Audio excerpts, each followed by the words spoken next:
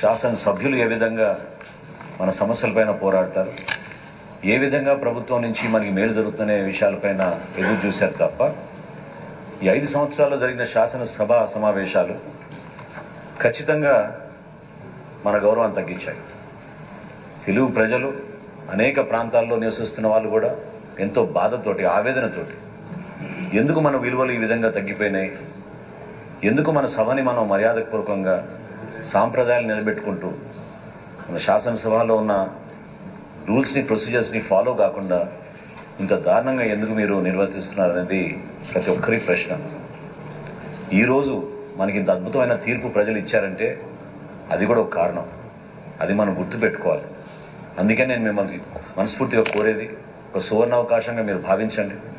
మీకే కాదు, మీ ద్వారా మా అందరికీ కూడా శాసనసభలో ఖచ్చితంగా ఈ రాష్ట్ర ప్రజలకు అంకిత భావంతో పనిచేస్తూ మీకున్న అనుభవాన్ని తప్పకుండా మీరు ఉపయోగించండి. శాసనసభలో మనం కేవలం సమావేశాలప్పుడే కాకుండా ఒక శాసనసభ్యుడిగా మన నియోజకవర్గ ప్రజలకి అద్భుతంగా మన సేవా కార్యక్రమాలు చేయగలుగుతాం.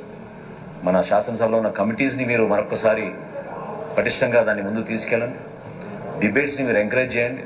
ఫరూక్ గారు పెద్దలు అన్నట్టు అనేక సందర్భాల్లో మీరే ఈ సభకి మీరే ప్రతినిధి.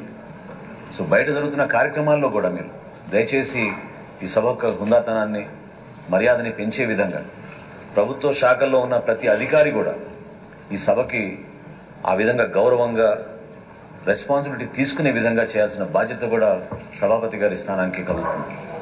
నేను మిమ్మల్ని కోరుకునేది మనస్ఫూర్తిగా, గతంలో జరిగిన అనేక అంశాలపైన మనం చర్చించుకున్నప్పుడు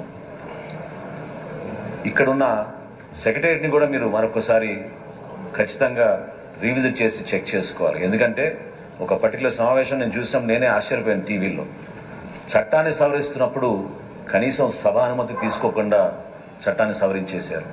అటువంటి ఉదాహరణలు చాలా జరిగినాయి ఈ 5 సంవత్సరాల్లో.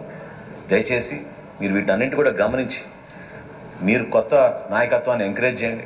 కొత్త సభ్యులకు ఎక్కువ అవకాశం ఇవ్వండి. డిబేట్స్లో పాల్గొనే మా సభ్యులందరికీ కూడా ఎక్కువ సమయం కేటాయించి పార్టీలకు అతీతంగా మిమ్మల్ని ఏకగ్రీవంగా ఎన్నుకున్నాం. పవన్ కళ్యాణ్ గారు ప్రతిపాదించారు. భారతీయ జనతా పార్టీ, తెలుగుదేశం పార్టీ నాయకులు అందరూ కూడా మనస్ఫూర్తిగా మిమ్మల్ని, మీకున్న అనుభవాన్ని, మీరు రాబోయే రోజుల్లో చూపించే నాయకత్వాన్ని పైన నమ్మకంతో మిమ్మల్ని సభాపతి స్థానంలో కూర్చోబెట్టినందుకు నేను కూడా ఎంతో గర్వపడుతున్నాను. మనస్ఫూర్తిగా విష్ యూ ఆల్ సక్సెస్. మేము మీతో కలిసి ఉంటాం.